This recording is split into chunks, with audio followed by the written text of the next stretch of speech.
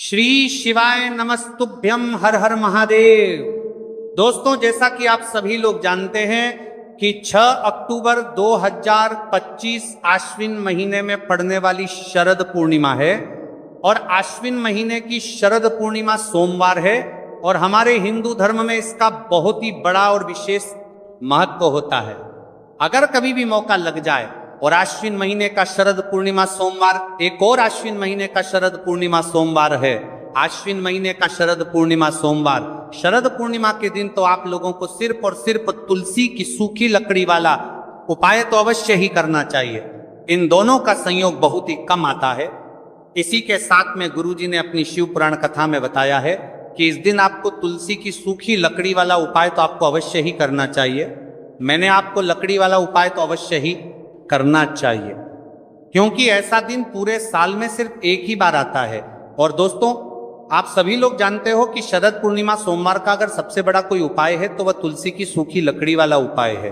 तो दोस्तों, सोमवार शरद पूर्णिमा के दिन आप लोगों के मेरा करना चाहिए को इस तुलसी की सूखी लकड़ी वाला उपाय को जरूर करना है। बहुत सारे लोग होंगे जिन लोगों ने इस उपाय को ना किया हो, मतलब पूरा साल निकल गया, उन्होंने किसी भी दिन इस तुलसी की सूखी लकड़ी वाला उपाय को ना किया हो। पर दोस्तों, आपके पास एक आखिरी मौका बचा हुआ है, जो कि सोमवार शरद पूर्णिमा के दिन है। इस दिन आप लोगों को इस वाले उपाय को जरूर कर लेना है। भले ही आपने पूरे महीने भर इस उपाय को ना किया हो, पर अगर आपने इस आश्विन महीने के सोमवार शरद पूर्णिमा के दिन अगर इस वाले उपाय को कर लिया तो आपको इस उपाय को करने का वह फल मिलेगा जिसकी आपने कभी कल्पना भी नहीं करी होगी। इसीलिए आप लोग इस वाले उपाय को एक बार जरूर कर लेना है, ताकि आप लोगों के हाथ से यह मौका ना जा सके और आपको इस उपाय को करने का फल मिलेगा। दोस्तों, यह उपाय पंडित जी ने अपनी अभी की ही श्री शिव महापुराण की कथा में बताया है। जिस उपाय को आज हम आपको बहुत अच्छे से समझाने वाले हैं। इस वीडियो को देखने के बाद उपाय को समझने के लिए आपको कोई और वीडियो को देखने की जरूरत नहीं पड़ेगी। तो चलिए दोस्तों, उपाय को शुरू करते हैं। देखिए, यह इस आश्विन महीने सोमवार शरद पूर्णिमा के दिन यह इतना खास होता है, इतना महत्वपूर्ण होता है। देखा गया है कभी कभी बड़े बड़े पूजा पाठ अनुष्ठान से जो कि मनोकामना पूर्ण नहीं होते, वहां आश्विन महीने की सोमवार शरद पूर्णिमा के दिन एक छोटे से उपाय करने से ही आपकी मनोकामना पूर्ण हो जाती है। और बहुत सारे लोगों ने इस उपाय को किया भी है और उनको इस उपाय को करने का फल भी जरूर मिला है। अगर आप लोग भी पूछी जाए निप्रामने पर 4 की परमा इस उपाय को करना चाहते हैं तो आप इस उपाय को पहले अच्छे से समझ लेना, सुन लेना, उसके बाद करना। आपको इस उपाय का फल जरूर मिलेगा और इस उपाय को कर लेने से आपके घर में चाहे किसी भी प्रकार की दुख और समस्या क्यों ना चल रही हो, आपको उसका कारण भी नहीं पता है कि भाई ये समस्या किस कारण से चल रही है। उसका कुछ भी कारण हो सकता है, जैसे पितृदोष हो सकता है या किसी भी तरह का मंगल दोष भी हो सकता है। तो इस दिन आप लोगों को ये वाला उपाय कर लेना है। ये एक ऐसा उपाय है जिस उपाय को अगर किसी विशेष दिन पर किया जाए तो भाई उस विशेष दिन का जो है वो तो हमें मिलता ही मिलता है। पर हमने उस दिन पर इस उपाय को किया है तो हमें उससे भी बड़ा फल मिलता है और फल बहुत जल्दी मिलता है, क्योंकि आप इस उपाय को बहुत ही बड़े और विशेष दिन पर कर रहे हो। तो चलिए अब उपाय के बारे में बात करते हैं, लेकिन उससे पहले आप लोगों को यह जानना आवश्यक है कि आखिर यह उपाय किस समय करना है, किसको करना है और कैसे करना है। तो चलिए हम आगे आपको वीडियो में एक एक करके बता देते हैं। लेकिन उससे पहले अगर आप लोग हमारे चैनल पर पहली बार आए हैं या फिर मेरी आवाज आज पहली बार सुन रहे हैं तो हमारे चैनल को सब्सक्राइब जरूर कर लेना और इस वीडियो को लाइक करके कमेंट बॉक्स में श्री शिवाय नमस्तुभय ओम नमः शिवाय जरूर टाइप कर देना। तो दोस्तों, इस तुलसी की सूखी लकड़ी वाला उपाय को हमें सोमवार शरद पूर्णिमा के दिन कैसे करना है, किसको करना है, किस समय करना है और कहां पर करना है, ये सारे सवालों के जवाब आपको इस वीडियो में मिल जाएंगे।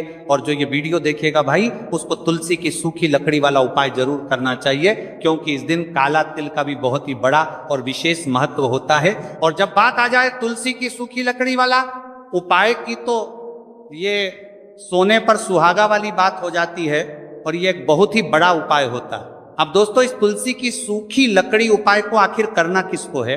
सबसे पहले हम लोग वो बात जान लेते हैं। तो देखो, घर की जो बड़ी माताएं बहनें होती हैं, उन माताओं बहनों में से कोई भी एक बड़ी माता बहन इस वाले उपाय को कर सकती है। और दोस्तों, अगर आप चाहे तो अपने घर में से सभी सदस्यों को भी इस उपाय को करवा सकते हैं। अगर किसी व्यक्ति की खुद की कोई मनोकामना है, खुद की कोई दुख और परेशानी है जो कि वह अपने लिए ही करना चाहता है, इस वाले उपाय को तो वह खुद अपने लिए भी कर सकता है। बाकी अगर कोई घर में से ऐसा है जो कि अपने पूरे घर परिवार की सुख और शांति के लिए ये वाला उपाय करना चाहता है, तो भाई वो भी कर सकता है, हो सकता है, उसमें भी कोई दिक्कत वाली बात नहीं है। कहने का मतलब यह है कि इस उपाय को हर एक सदस्य भी कर सकता है, और पूरे घर परिवार के सदस्य के लिए घर की बड़ी माताओं बहनों में से कोई एक माता बहन भी कर सकती है। माताएं बहनें अगर घर में उपस्थित ना हो या वह ये वाला उपाय ना कर पा रही हो, तो फिर घर का कोई बड़ा सदस्य भी इस तुलसी की सूखी लकड़ी वाला उपाय को कर सकता है, चाहे फिर वह पुरुष ही क्यों ना हो, उसमें कोई भी दिक्कत वाली बात नहीं है। उसके बाद में दोस्तों जो अगला प्रश्न निकल कर आता है वह ये आता है इस उपाय को लेकर कि आखिर इस उपाय को हमें किस समय करना है, सुबह के समय करना है कि शाम के समय करना है। तो देखो, इस वाले उपाय को आप लोग सुबह के समय भी कर सकते हो और शाम के समय प्रदोष काल में भी कर सकते हो। अब अगर आप पूछो कि भाई साहब सबसे उत्तम समय कौन सा रहेगा इस तुलसी की सूखी लकड़ी वाला उपाय को करना है, तो हम आपसे बस यही कहेंगे कि इस उपाय को आप सुबह के समय करेंगे तो ज्यादा बेहतर होगा। बाकी अगर प्रदोष काल शाम के समय भी करेंगे तो भी अच्छा होगा, उसमें कोई भी दिक्कत वाली बात नहीं है। तो अब दोस्तों जो अगली सबसे बड़ी और महत्वपूर्ण बात आती है वह ये आती है कि सुबह अगर हम उपाय को करेंगे तो हमें कितने बजे से लेकर कितने बजे तक के बीच में करना है, और शाम के समय प्रदोष काल में करेंगे तो हमें कितने बजे से लेकर कितने बजे के बीच में करना है। तो देखो, सुबह जितनी जल्दी हो सके आप उपाय को करने की कोशिश करना। बाकी अगर किसी कारणवश लेट भी हो जाओ, थोड़ी देर भी हो जाए, तो 10 या 11 बजे तक भी आप उपाय कर लेना, पर 12:00 बजे से ज्यादा देरी ना हो, ठीक है? इस बात का ध्यान रखना। उसके बाद में दोस्तों अगर शाम के समय प्रदोष काल की बात करें, प्रदोष काल का जो समय है होता है वह शाम के 6:00 बजे से शुरू हो जाता है। मतलब शाम के 6 प्रदोष काल की बात करें 6:00 बजे से शुरू हो जाता है। मतलब शाम के से लेकर 7 के बीच का जो समय होता है यह समय प्रदोष काल का समय होता है। तो आप इस उपाय को 7 या 8:00 बजे के बीच में भी कर सकते हो। मतलब शाम के 6 बजे से रात 8:00 बजे के बीच में आप कभी भी इस वाले उपाय को कर सकते हो, उसमें कोई भी दिक्कत वाली बात नहीं है। देखिए, यदि हम किसी भी प्रकार के उपाय को निश्चित दिन और निश्चित तिथि पर करते हैं तो इसका हमें बहुत अधिक लाभ मिलता है, और इन उपायों को करने के बाद हमारे जीवन में बहुत अधिक परिवर्तन आता है। साथ ही साथ ये जो उपाय आपके जीवन की सारी परेशानियों को और सारी बाधाओं को दूर करने वाले हैं। देखिए दोस्तों, आज के इस पूरे ही वीडियो में हम आपको 3 चमत्कारिक उपाय बताने वाले हैं, और ये तीनों ही उपाय बहुत ही खास और बहुत ही ज्यादा विशेष होने वाले हैं। तो चलिए दोस्तों, जाने वाले हैं, लेते हैं गुरुजी द्वारा बताए गए सबसे पहले उपाय के बारे में। आश्विन माह धन प्राप्ति उपाय, तुलसी की सूखी लकड़ी घर में रख देना, बहुत जल्दी करोड़पति बनोगे। इतना पैसा पत्र से बंदोरपति बनोगे, बरसेगा। राधे थे दोस्तों, आपको किसी भी दिन तुलसी की सूखी लकड़ी का उपाय घर पर करना है, और ऐसा समझ लीजिए कि तुलसी की सूखी लकड़ी का यह उपाय आपको बहुत जल्दी करोड़पति बनाएगा। क्योंकि जो मेरी का अश्विन का महीना है ये श्री हरि विष्णु को सबसे प्रिय महीना है। तो देखिए, स्कंद पुराण में आता है कि भगवान विष्णु को सबसे प्रिय अगर कोई महीना है तो वह आश्विन का ही महीना है, और आश्विन के महीने में तुलसी के उपाय रातों रात आपके भाग्य को चमकाते हैं। ऐसे में आज की वीडियो में हम आपको तुलसी के ऐसे उपाय बताने जा रहे हैं जो रातों रात आपका भाग्य चमकाएंगे और बहुत जल्दी आपको महाधनी बनाएंगे। तो देखिए, श्री हरि विष्णु प्रसन्न होते हैं जब भी आप माँ तुलसी से जुड़ा हुआ कोई भी उपाय करते हैं। माँ लक्ष्मी प्रसन्न होती है जब आप श्री हरि विष्णु को प्रसन्न करते हैं। अब आज की वीडियो में जो उपाय हम आपको बताने जा रहे हैं इस उपाय को करने से श्री हरि विष्णु तुरंत प्रसन्न होते हैं और सीधे सीधे आप मां लक्ष्मी को प्रसन्न कर लेते हैं। आपके जीवन में आप खुद अपने सौभाग्य को प्रसन्न कर लेते हैं। इसकी तरफक करने के भी आपके जीवन में आप खुद अपने सौभाग्य को प्रसन्न कर लेते हैं, प्राप्त कर लेते हैं इस छोटे से उपाय को करके। तो देखिए, सबसे पहले बात कर लेते हैं कि जो मान तुलसी है, इनके बिना श्री हरि विष्णु का पूजन और श्री हरि विष्णु का भोग दोनों ही अधूरे हैं।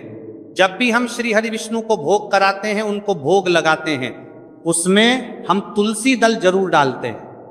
एक पत्ता डालेंगे लेकिन तुलसी दल जरूर डालते हैं, क्योंकि बिना तुलसी दल के श्री हरि विष्णु कोई भी भोग स्वीकार नहीं करते हैं। और आश्विन के महीने में तुलसी का पूजन करने से व्यक्ति को सौभाग्य की प्राप्ति होती है, उसके घर में कभी निर्धनता नहीं आती है। आप देखिए, सबसे पहले तो आपको आश्विन के महीने में एक हरा भरा तुलसी का पौधा अपने घर में जरूर लगाना चाहिए। अगर पहले से आपके घर में तुलसी का हरा भरा पौधा है तो बहुत उत्तम है।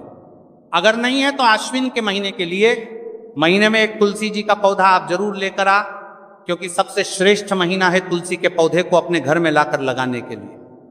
दूसरी चीज कि देखिए, आश्विन के महीने में या उससे पहले आपके घर में तुलसी जी का पौधा सूख गया है, और अगर तुलसी का पौधा आपके घर में सूखा हुआ है तो उससे कौन सा उपाय है जो आप करके रातों रात अपने भाग्य को चमका सकते हैं। तो देखिए, अगर आपके घर में माध्य में तुलसी जी का सूखा हुआ पौधा है, इसमें आपको हरे भरे पौधे से उपाय नहीं करना। आपके घर में तुलसी जी का अगर सूखा हुआ पौधा है, उसी से आप उपाय करेंगे, इस चीज का ध्यान रखेंगे। तो देखिए, अगर तुलसी जी का पौधा सूख गया है तो आपको क्या करना है, उसकी छोटी छोटी कहानियां लेनी है, गिन करके 7 कहानियां, ठीक है ना। कितनी कहानियां लेंगे? 7 कहानियां लेंगे। थोड़ा सा मौली धागा आपको लेना है और 7 तुलसी की सूखी लकड़ी को एक के अंदर एक यानी गट्ठा टाइप का बनाना है और उसको बांध देना है, ठीक है ना।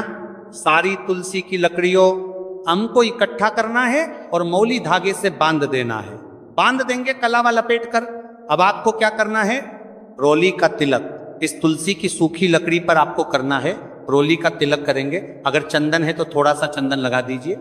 अब ये तुलसी की जो सूखी लकड़ी है, ये आपको थोड़ी देर अपने घर के मंदिर में रखनी है श्री हरि विष्णु के सामने, और एक देसी घी का दीपक आपको श्री हरि विष्णु के सामने लगाना है। दीपक गोल बाती का लगाएंगे और उसमें एक चुटकी पिसी हुई हल्दी डाल देंगे, ठीक है ना।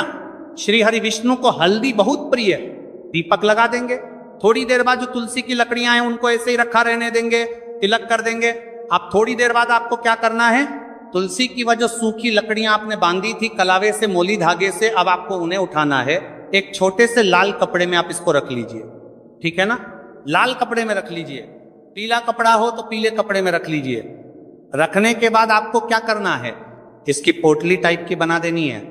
धागे से लपेटकर, मौली धागे से ही पोटली बना लीजिए, आराम से बन जाती है। अब इस पोटली को आपको कहाँ रखना है, इसे आपको अपने घर के मुख्य द्वार पर टांगना है, ठीक है ना।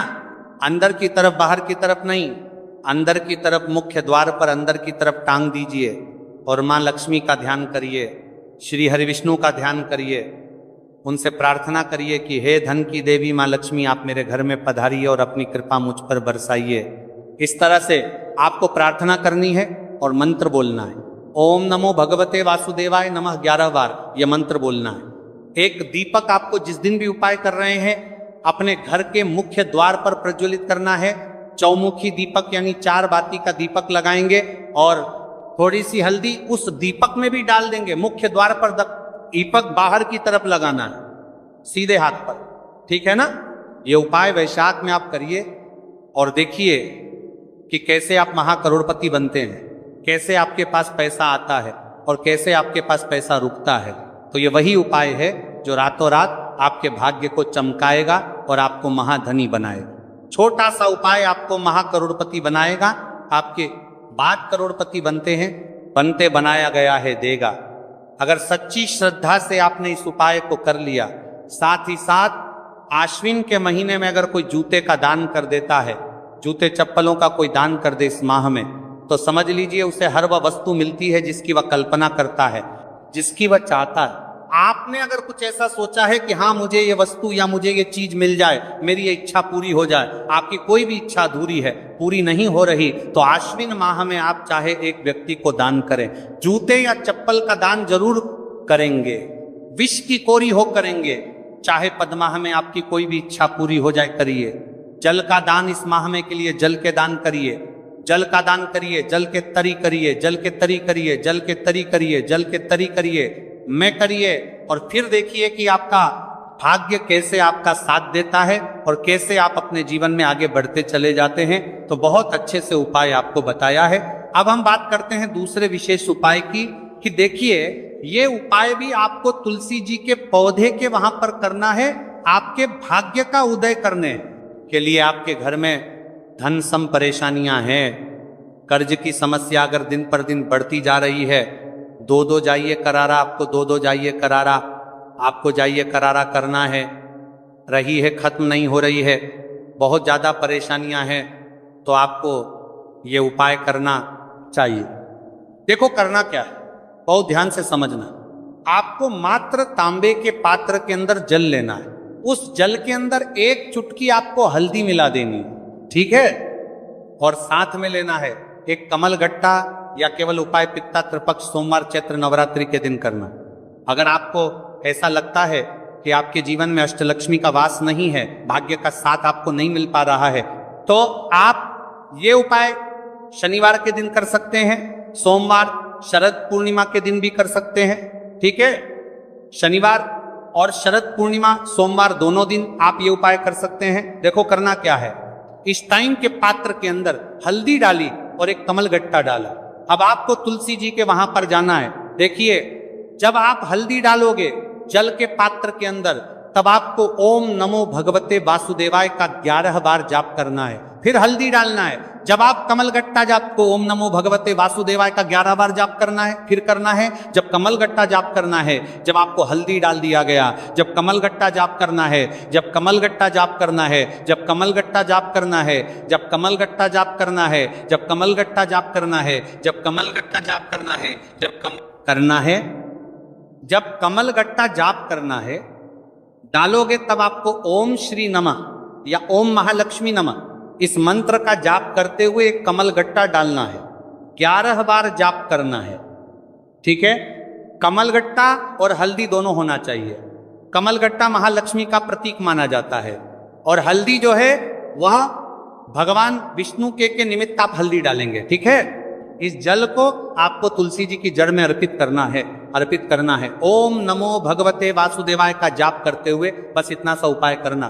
धन संबंधित को कोई भी परेशानियां हैं वह सब दूर हो, ऐसी आपको प्रार्थना करनी है। कर्ज से जुड़ी कोई परेशानी हो तो ऐसी प्रार्थना करनी है कि ये दूर हो जाए, ऐसी कामना करते हुए ये दूसरा प्यारा सा उपाय आपको करना है।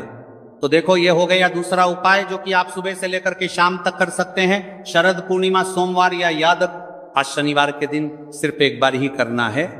अब जो कमल गट्टे को आपको वहीं पर तुलसी जी के वहां पर रखे रहने देना है, आपको उठाना नहीं है। वो कमल गट्टा चाहे तो आप तुलसी जी के वहीं पर गांठ दें, ठीक है, तो भी चलेगा। तो इस प्रकार से आपको ये सुंदर सा उपाय करना है। अब हम बात करते हैं तीसरे उपाय की। ध्यान ना रखना, ये जो दूसरा उपाय है ये आपको आपके घर में ही करना है, बाहर कहीं पर भी मत करके आना, ठीक है। घर में अगर तुलसी जी हो तो ही आप ये उपाय कर सकते हैं। अब आपको क्या करना है, भगवान शिव के मंदिर में जाएंगे, जो एक बेलपत्र है वह माता अशोक सुंदर वाले स्थान पर आपको अर्पित करना है। डंडे का हिस्सा जलाधारी की तरफ हो चाहिए, उस प्रकार से आपको ये बेलपत्र अर्पित करना है। जब बेलपत्र अर्पित करोगे तब आपको कुंदकेश्वर महादेव का नाम लेना है, माता अशोक सुंदरी वाले स्थान पर, ठीक है। आप जो चावल के दाने हैं, जो अक्षत लेकर के आए हैं, वह भगवान शिव के शिवलिंग पर आपको अर्पित करना है। जब आप अर्पित करोगे तब आपको बृहस्पति शवर महादेव का नाम लेना है। बृहस्पति शवर महादेव ही एक ऐसे महादेव हैं जो आपके गुरु ग्रह को मजबूत करता है। तो आपको इस प्रकार से अर्पित करना है। और अंत में एक लौटा जल धीरे धीरे पतले दरा से बृहस्पति शवर महादेव का स्मरण करते हुए या श्री शिवाय नमस्तुभय का जाप करते हुए आप अर्पित करें। यह मात्र केवल और केवल सोमवार शरद पूर्णिमा के दिन किया जाता है और यह उपाय बहुत ही ज्यादा प्रभावशाली है। ध्यान रखना, हल्दी का उपयोग मत करना, चावल में पीला करना है। चावल को तो पीला चंदन ही होना चाहिए, ठीक है। अब ये जो उपाय जो भी करता है, निश्चित तौर पर उसके जीवन के सारे अंधकार दूर होते ही होते हैं, उसको सफलता भी मिलती, बृहस्पति मजबूत होते हैं, किस्मत का साथ उसको मिलने लगता है। ये उपाय अगर आप प्रदोष काल के समय करते हैं तो और लाभकारी सिद्ध होता है। तो दोस्तों, ये थे पूज्य गुरु जी द्वारा बताए गए कुछ बहुत ही खास उपाय। अगर आपको जानकारी अच्छी लगी हो तो वीडियो लाइक करिएगा। मिलते हैं फिर एक नए वीडियो के साथ। श्री शिवाय नमस्तुभ्यम।